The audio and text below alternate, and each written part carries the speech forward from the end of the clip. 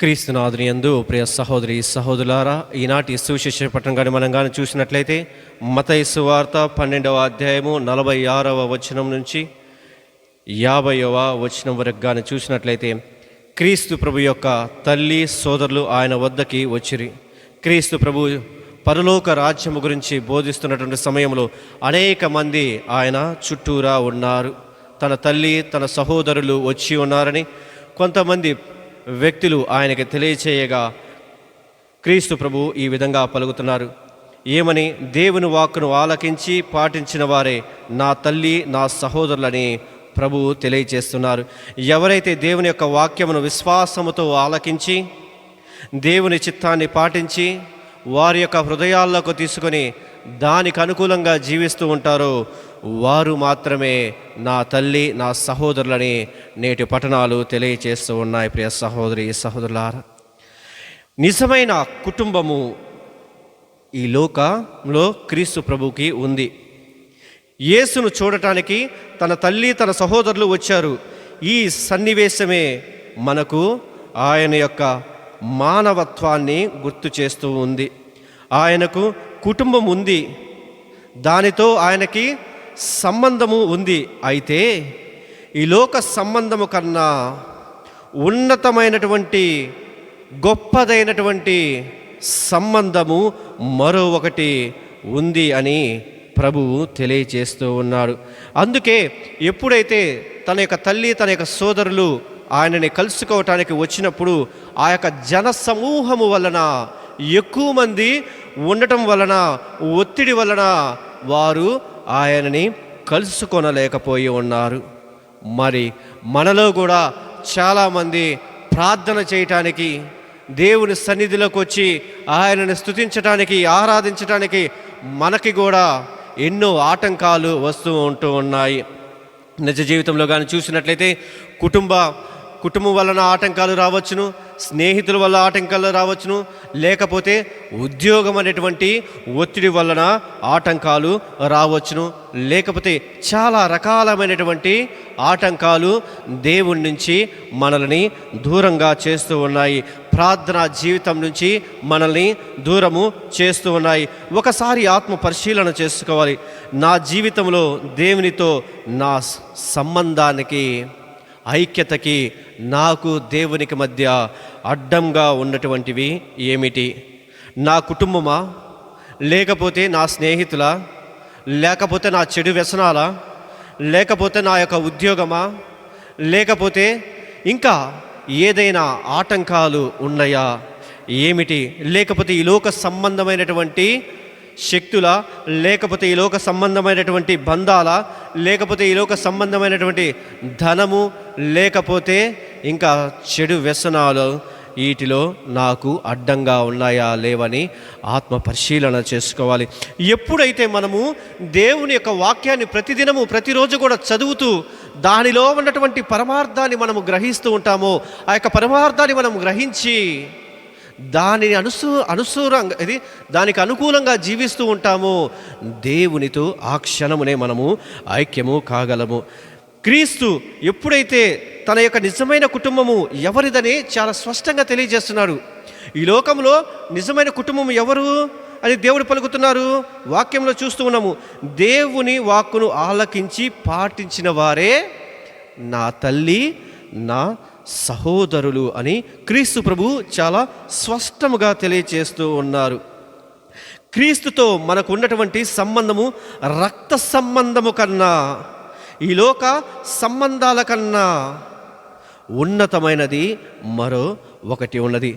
దేవుని బిడ్డగా, దేవుని ప్రియమైన బిడ్డగా మనము ఎదగాలన్నా, ఆయన మార్గంలో మనము నడవాలన్నా మనము మన యొక్క జీవితంలో చేయవలసిన పని ఏమిటి అంటే దేవుని యొక్క వాక్యాన్ని ధ్యానించాలి.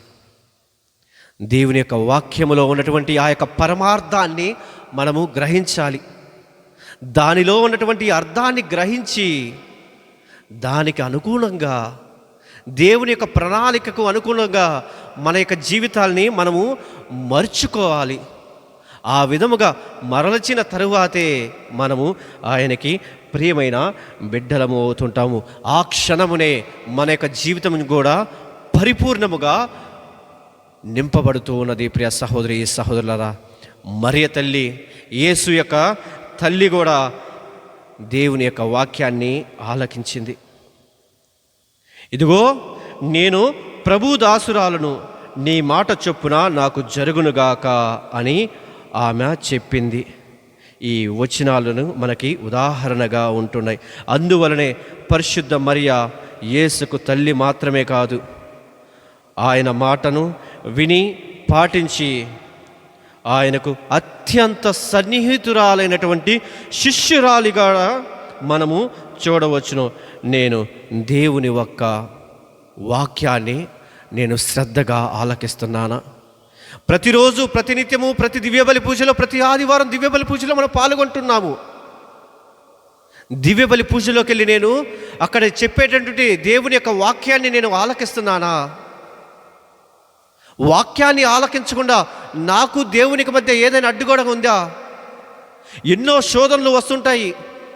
వాక్యాన్ని మనం చదివేటప్పుడు, వాక్యాన్ని వినేటప్పుడు, వాక్యాన్ని ధ్యానించేటప్పుడు అనేకమైనటువంటి శోధనలు వస్తూ ఉంటాయి. ఆ శోధనలు మనం జయించాలి. ఏ విధంగా జయించాలి? దేవునికి మనల్ని మనము పరిపూర్ణంగా సమర్పించుకున్నప్పుడే. ఎన్ని శోధనలు వస్తున్నాయంటే నీలో ప్రార్థనా జీవితం లేదు, నీ కుటుంబంలో ప్రార్థనా జీవితం లేదు కాబట్టే నేడు అన్ని శోధనలు నీకు వస్తున్నాయి. ఎంత శ్రమ వచ్చినా, ఎంత కష్టం వచ్చినా దేవుని యొక్క వాక్యాన్ని మనము శ్రద్ధతో వినాలి, శ్రద్ధతో ధ్యానించాలి. నా జీవితంలో నేను దేవుని యొక్క వాక్యానికి ఎంత ప్రాముఖ్యతను ఇస్తున్నాను? నా యొక్క కుటుంబ జీవితంలో దేవునికి, దేవుని యొక్క వాక్యానికి మేము ఎంత ప్రాముఖ్యతను ఇస్తున్నాము? దేవుని యొక్క వాక్యానికి ప్రాముఖ్యత ఇచ్చినటువంటి కుటుంబాలు చూసినట్లయితే దేవుని చేత అధికంగా దీవించబడి ఉన్నాయి, నూరంతలుగా ఫలిస్తూ ఉన్నారు. మన కుటుంబాలు ఫలించటం లేదు అంటే దేవునికి మన యొక్క కుటుంబంలో ఆశ్రము మనం ఇవ్వటం లేదు, స్థానము మనము కల్పించటం లేదు. మనము దేవుని యొక్క ఆధ్యాత్మిక కుటుంబంలో భాగము కావాలంటే ఆయన్ని మన యొక్క కుటుంబాల్లోకి ఆహ్వానించుకోవాలి. మన యొక్క హృదయంలోనికి ఆయన్ని మనము ఆహ్వానించుకోవాలి.